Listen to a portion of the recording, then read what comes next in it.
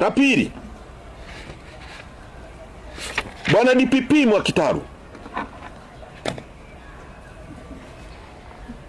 mkurugenzi wa mashtaka,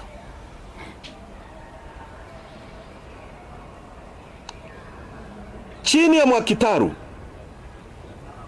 watu wengi sana wanaonewa. Ofisi ya DPP ambayo ipo kwa mujibu wa katiba, iliyopaswa kuendesha mambo yake kwa uhuru, inatumiwa na wanasiasa kuumiza watu ambao wanashindana nao. Tumekwenda mahabusu hapa, magereza. Kuna bwana mmoja mke wake amefariki wiki moja iliyopita, amebaki na vitoto vyake viwili, amekamatwa, hana ndugu. Tunamuuliza, analia, anasema hajui watoto wake hata wako na nani kwa muda huu tunavyozungumza.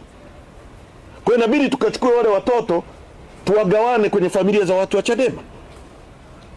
Fikiria hiyo pain. Na Mwakitaru anajua kutoka moyoni kwamba watu sio magaidi, ni viongozi na wanachama wa Chadema tu wanaotaka kushindana kwa haki kwenye nchi hii.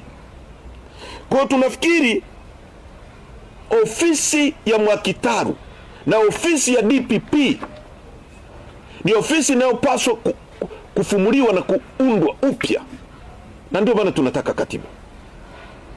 Na namkumbushe Mwakitaru, yeye ni wakili, ni mwanasheria, asome kesi ya Nuremberg trial. Henchmen, watu waliokuwa wanatumiwa na serikali ya Adolf Hitler, waliokuwa wanatumiwa na Hitler, wakina Hermann Göring, kuumiza watu, waziri wa mambo ya nchi za nje. Kisingizio chao kilikuwa ni kwamba sisi tulikuwa tunapewa maagizo kutoka juu.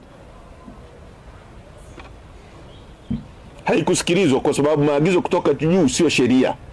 Waliulizwa sheria ilikuwa inakuelekeza nini. Inakuwaje kwenye nchi hii?